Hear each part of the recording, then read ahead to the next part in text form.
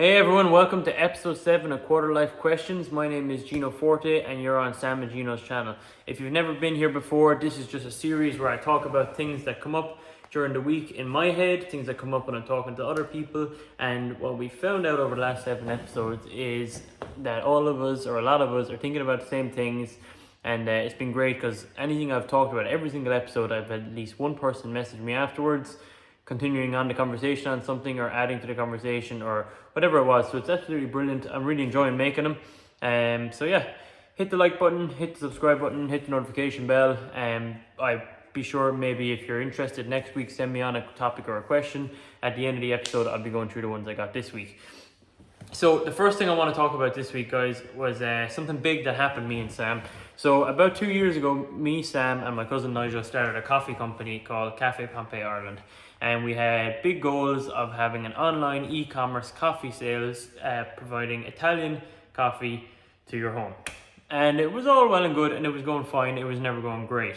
And that's being brutally honest. And of course, as I've said, I'll always say, firstly, I do all these videos off the cuff. I do have my laptop to my right. If you see me looking to my right, just a reminder of what I plan on talking about, and also I have the questions then we get from other people.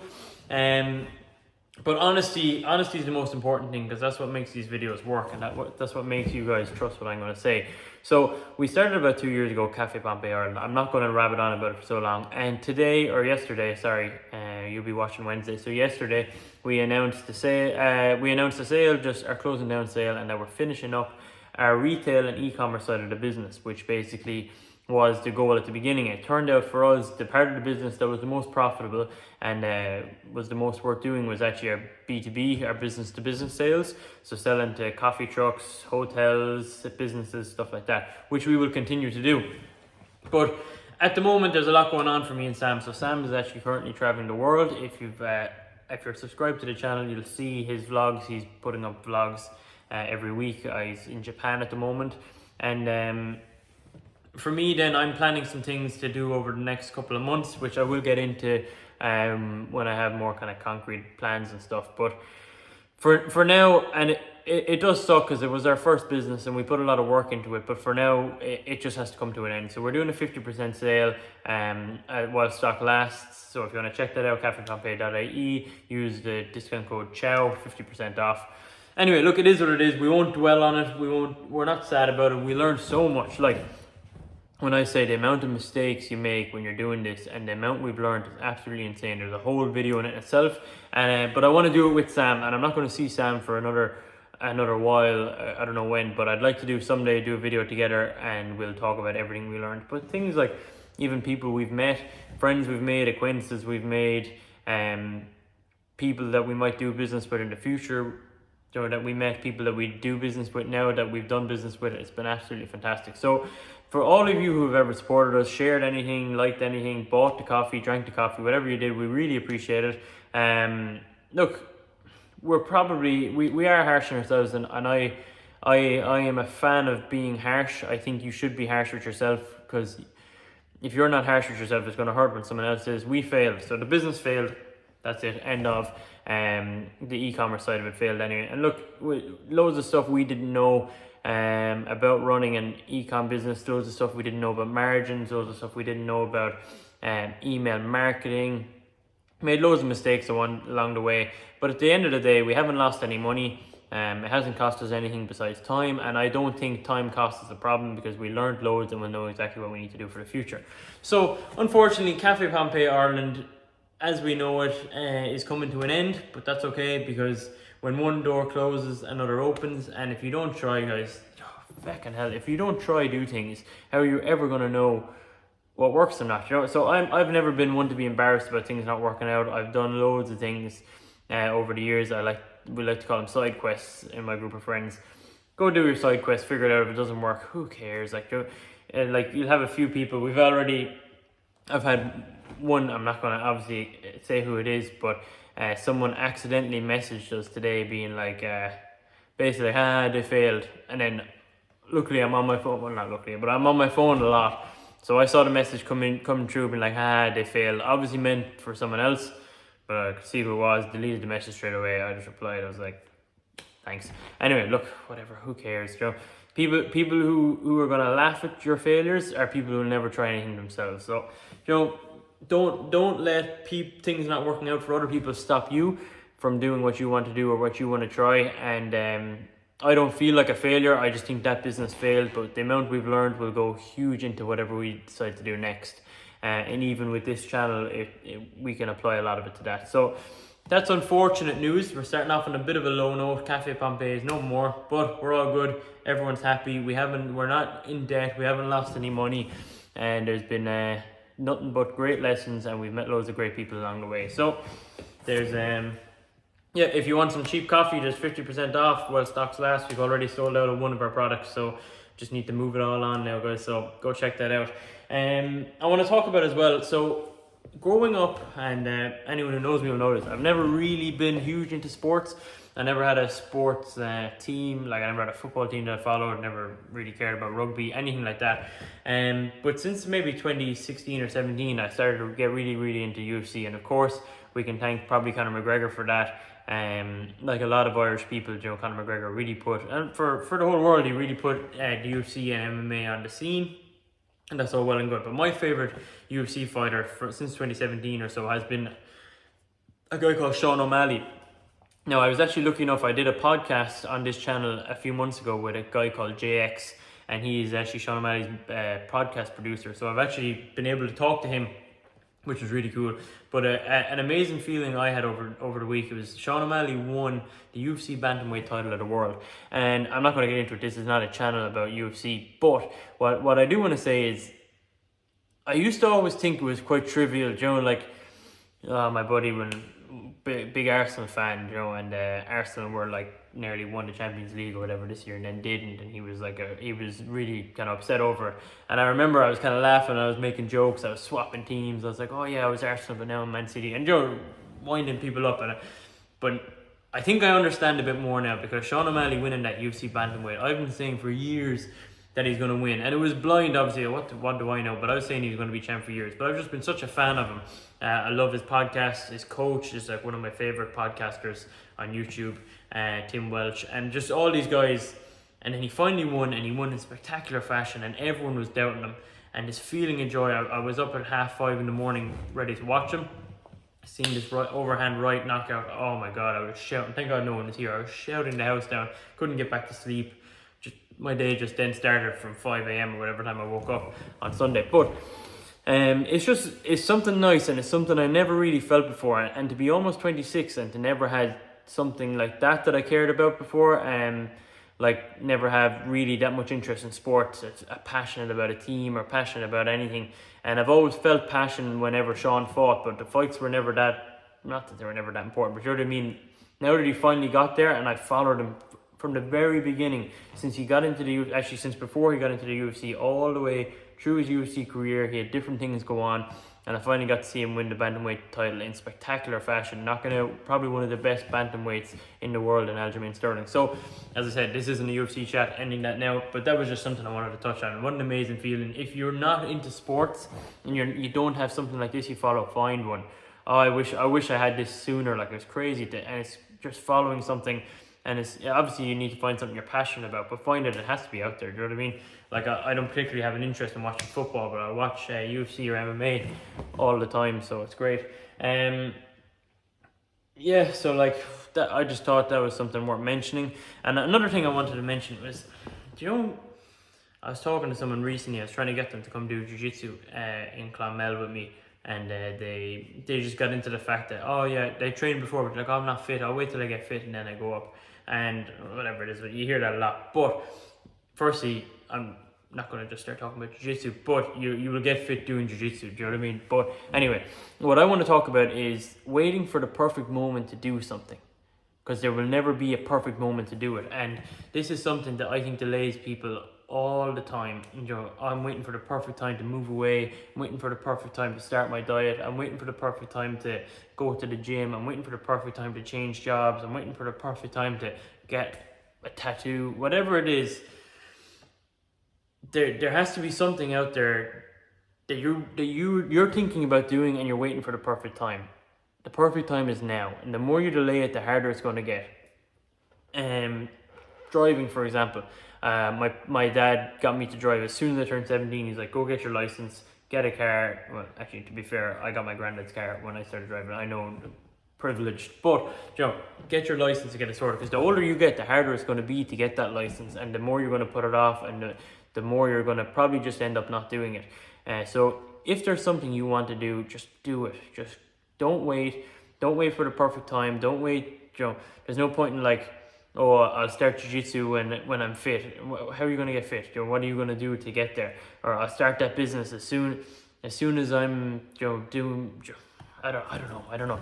But like, if you, for example, I want to change jobs, but like, I'll do it in another year. I want a year's experience doing this. I want, oh, this will look good for my CV for another 2 years. I don't want to change jobs too soon. I don't want to move country because things are kind of good here. I'll wait until I'm not ready. Just go do it, because time does not wait for anyone. Time will go fast, and before you know it, you could end up having a child. You could end up having just other responsibilities that won't allow you to do what you do. And it's just so important to act on it. Don't wait for the right time, and really just put the foot forward, take the first step, and just start doing things. And as I said about the business, if you fail, who cares? Nobody cares as much as you do, so nobody's paying as much attention to you as you do. I've had 2 people this week ask me, what do you think people around town think of your videos or think about the stuff you post? I'm like, who cares? Like, I don't care what anyone else is doing. If someone really doesn't like these videos and has a problem with them, they've got their own thing. Like, Jesus, if you care that much about what I'm doing, you obviously have nothing going on in your life. And then I get a lot of positive feedback from these videos from people I wouldn't expect, and sometimes people I do, but sometimes people I wouldn't. So they're the people that motivate me and make me want to make these videos. So I'm like, well, if 100 of you watched it, if I got 100 of you in a room, I'd be overwhelmed. You know what I mean? So 100 of you watching this video is huge for me. So where was I going with that? Oh yeah, just give over worrying about what other people are going to think, because no one cares. At the end of the day, they'll care for a second. They might, as I say, they might text you by accident. They might send it to their friends. They'll have a little laugh at you. After that, they forget about it. No one cares. So no one cares as much as you think they do, especially not about you. They care as much about you as you do about them, which is probably very little. So just don't be waiting around for the right time to do it. Just do what you need to do, and do what you want to do. You'll be long enough dead. Figure it out. So let me look at some questions that have come in. So every Tuesday or so, I'm going to put up a story on my own page and on Sam and Gino's Instagram page, just saying, send in some questions, send in some ideas of topics, and let's see what comes up. So the first one I want to talk about is actually,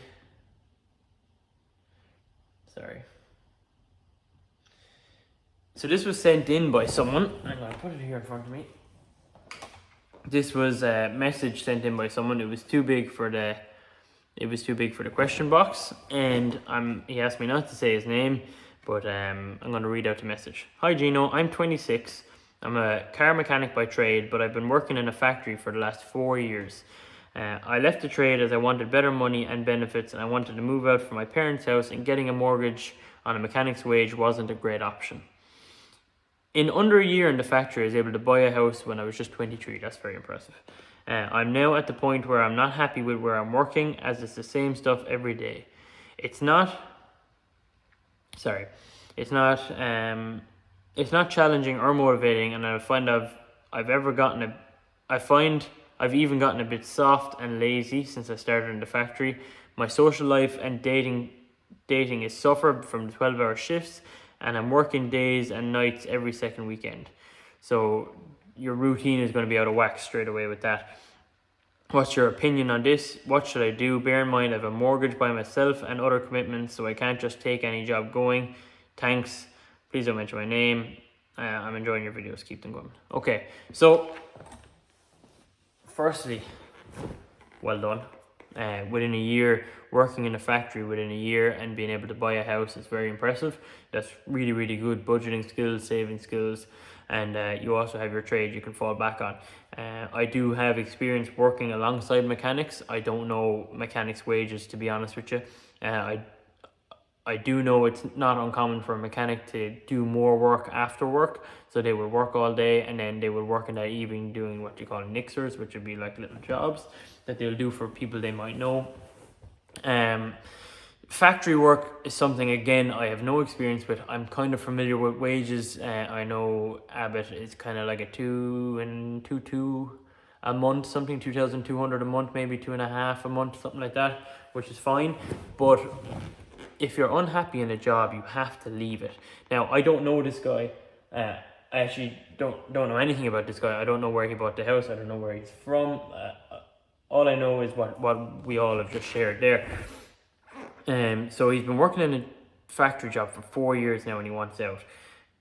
You can leave that job. You can get out of there, and you can find something. Firstly, if you really don't know what you want to do, you clearly have good saving skills. You can save up 6 months. Save up 6 months to live on. You can pay your mortgage. Like, what's the maximum your mortgage is going to be is €1,000 a month.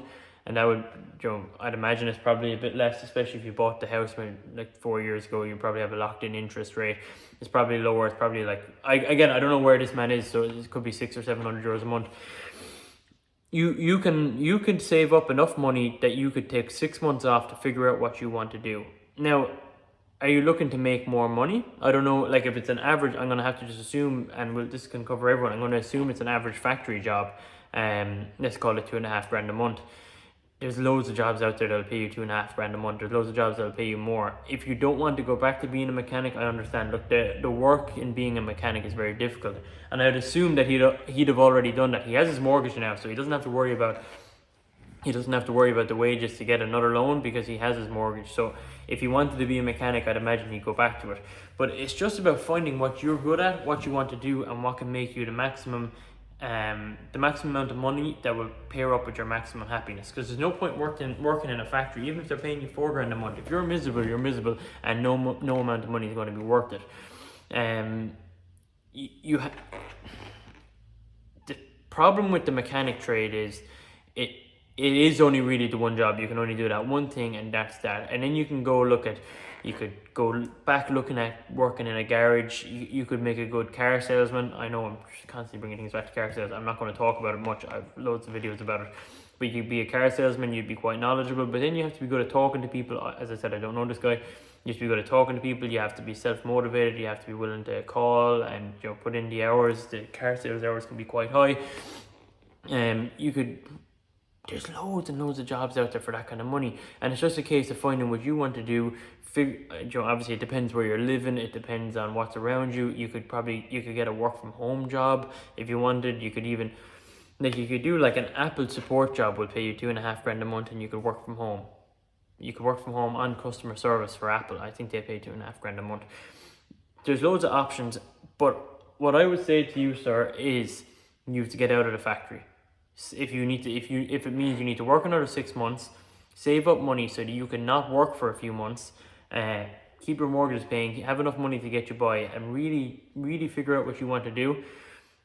Like, obviously, really going back to college or going back to another trade or course isn't really an option if you have a mortgage already on your own, especially because you do need money coming in, and you could really run yourself into the ground and need support. But these days, college isn't the be all and end all, and you don't always need a degree for good jobs. You don't need a degree to do everything. But as I said, my man, it's a very hard question to answer. Just not knowing a lot about your background, about what kind of other skills you have, where you are. But my advice would be, figure a way to get out of that job. If you're unhappy, you're 4 years in, you need to bounce. Because being unhappy in a job, I've been there, is one of the most miserable things in the world. It's where you spend all your time during the week, and as you said, you're working alternating weekends, days, nights. Your schedule's out of whack. Your social life's out of whack. I assume because you said you're dating, if you're single, you need to figure it out, man. You need to just get out of there, and you can just leave. One thing you said was, bear in mind, I have the mortgage by myself and other commitments. I don't know what your other commitments are, but if your main commitment is just a mortgage, and let's call it £700 a month, just save up a few grand, 5,000 or 6,000 euros, and you'll be able to live off that for a while and really find what you want to do. And there's loads and loads of jobs out there. So many people are leaving the country. I've heard, I don't know how true it is, I've heard there's people getting into jobs that they're not even qualified for, just having degrees and just having qualifications, because they're like, well, you have a qualification, we can't fill this role, we'll train you in-house, and they will do that, and there's loads of people with jobs like that. So that's what I would say. Hopefully that's some use to you. If you want to message me again on Instagram, if you have any more thoughts on it, please do. I'll talk to you more about whatever, but that's just from the information I have, that's where I'd be going with it. Now, some more questions we got in. This one's kind of related. Getting jobs for people without degrees. So I have no degree. I have no college degree. I've dropped out of college twice in first year. And for me, what I would say is you need to. So there's jobs you can do. There's jobs you can do that everyone knows about without a degree, and you could have a job working in, like, I don't know, like a Londis or a Centra. You can get jobs in the likes of, bookmakers like Paddy Powers or something like that. You can get a job working in a pub, a bar, restaurants as waitresses, waiters. You can do things like that. But if you want to go a step further, then most sales jobs, I believe, don't really need experience or don't need college degrees. Experience will help, but you can get a junior role. Of course, I'm going to sound biased because I've worked in sales my whole life, so it's very hard for me to say, but I do think that there's jobs out there, and then you don't have to stay in the country either. You can leave the country, and some jobs really don't need qualifications out of the country. You can just get into teaching jobs, teaching English jobs. If you go to, like, I think Japan, they can pay what, obviously you're probably not going to move to Japan, but there is places out there that you can go that you don't need qualifications for. Again, guys, and I hate to sound so brutal, but sometimes you just have to fucking figure it out.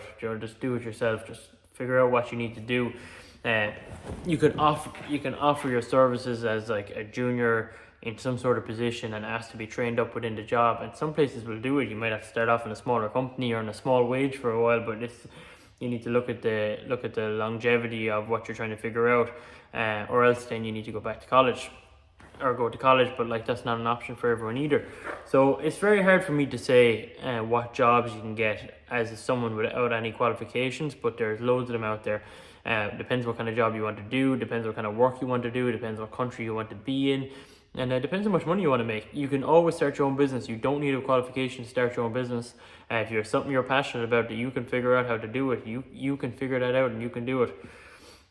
That's about all I can say on that. It's very hard to answer that. Talk about pinky rings. Right. So, I bought a pinky ring. This is a signet ring. It's got... Let me see that. It's got my family crest on it. And I bought this because I sold a car to a buddy of mine, the same guy who sent that question in. I sold him a car and I was driving his car and he'd left his pinky ring behind in it before he gave it to me. And I was just looking at it and I was like, that is sick. I was like, that's pretty cool.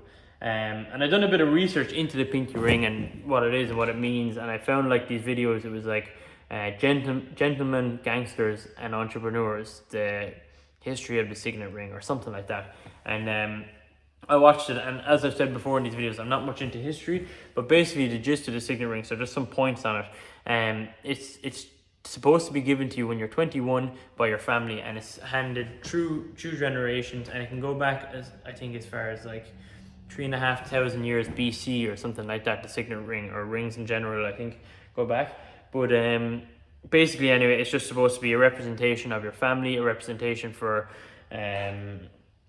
just tradition and what your family stand for and all this kind of things you're meant to carry on through. Now, my family didn't have one or didn't wear one that I knew about, or my dad doesn't wear one anyway. And so I figured I actually went and bought myself one. I got it made and engraved in Ryan Thomas Jewelers in Clonmel literally last Saturday, and I really like it. I think it's cool. I think it's a good idea. I like the history behind them. There's a long history with the UK. They used to use it to stamp their envelopes. I got my little stamp when I got it. So they used to use it to stamp their envelopes. That's how you know it was a genuine letter coming from someone. It played huge role in movies, especially like The Godfather was one of the first movies where Don Corleone wore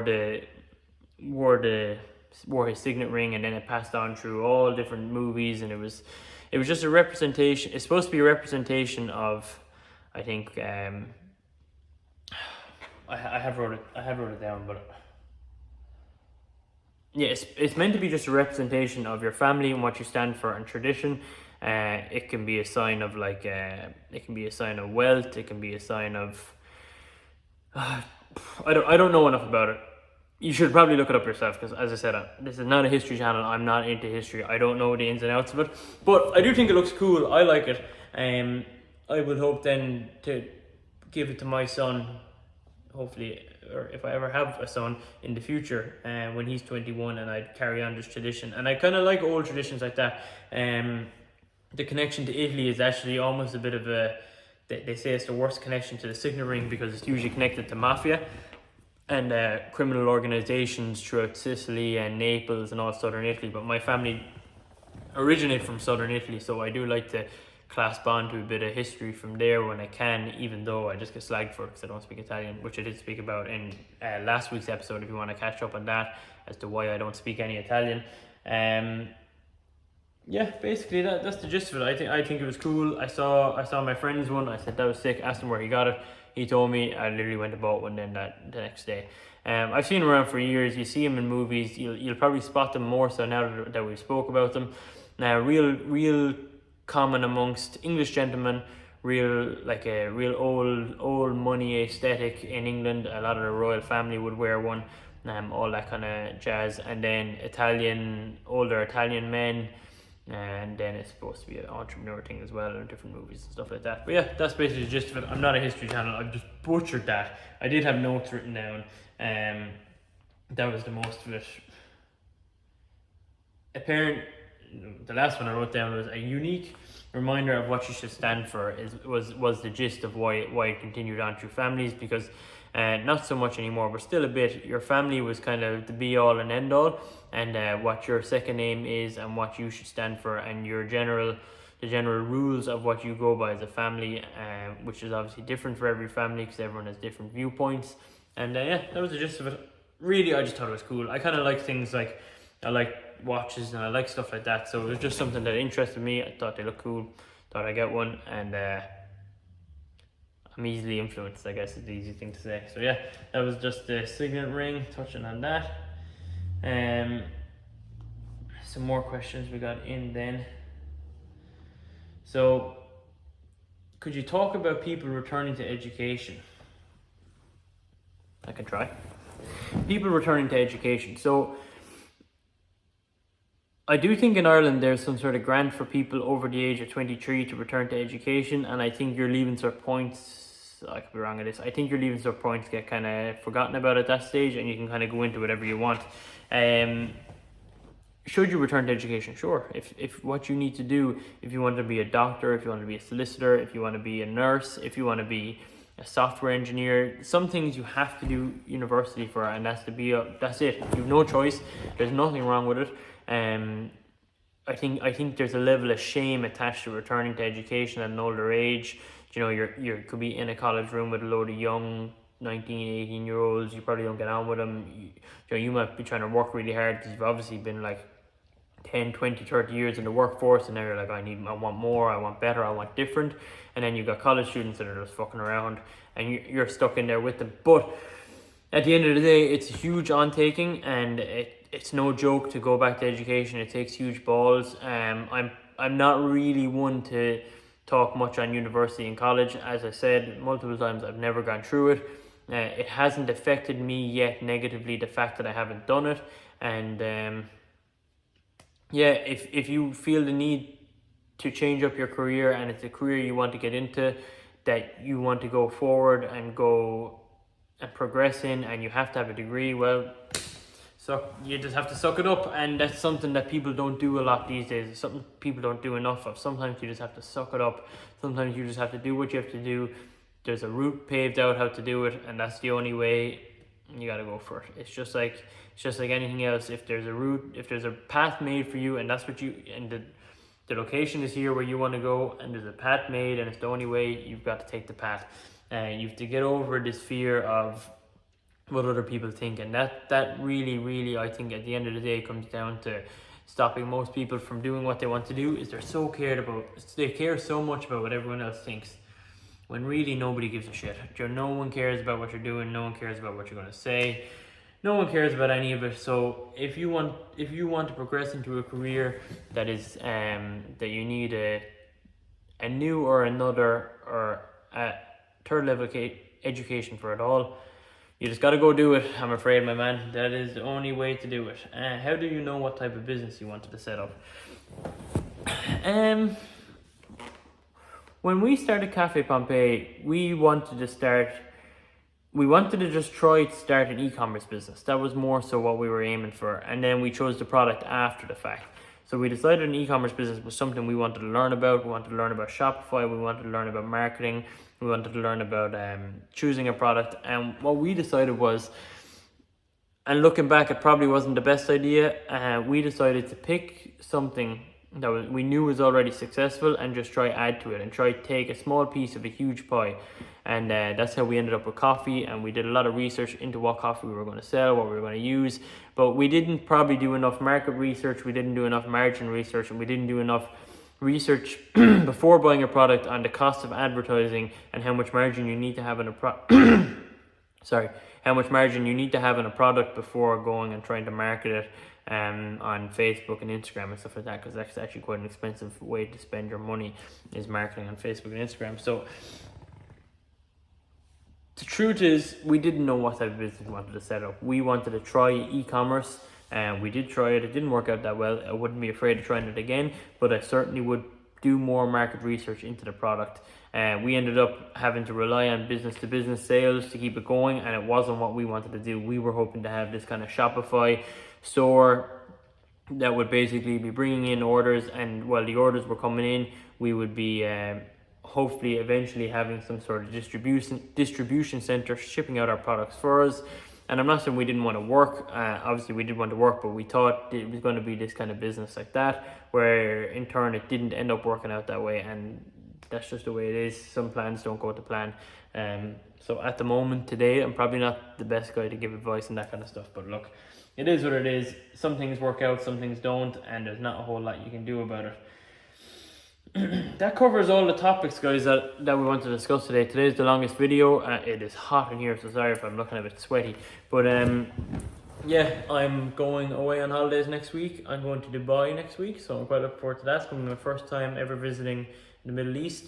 So next week's podcast will probably be from Dubai. So yeah, I'm looking forward to that. If you wanted to come back next week and hear me talk a bit about Dubai, that'll be fun. But yeah, guys, thank you all so much. I really appreciate all the feedback we're getting on this so far. Like all the questions we get in. I think it's worth mentioning that I'm not qualified to answer anything you guys ask me. Everything is just my opinion. Everything is just things I've picked up, I've learned from podcasts, from people, from YouTube videos, from all these different things. So like, it's great that you guys want to hear what I have to say. I'm sure some of the stuff I say, you're like, what the fuck is this guy talking about? That signet ring part there, like I literally was trying to learn about it. I bought it. The simple reason I bought it was because I've seen Italian men in movies where I thought it looked cool. I kind of like jewelry, and I just thought it was sick. And I went and bought one, and then when my friend had one and I seen his one, I was like, oh, that is sick. And then I bought one. So that's the honest truth behind it there. That's it. But there is a cool history behind it, and I am going to learn more about it, because I'm obviously going to start getting asked about it, because I've been wearing it for a few days and I've been asked about it multiple times. Yeah, that's the gist of it, guys. Thank you all so much. If you've gotten this far, hit the like button, hit subscribe button, hit the notification bell, leave a comment down below. Shoot me a message on Instagram. Check out my TikTok page. Yeah, whatever else. Thank you all so much. Have a great week. Talk to you next time.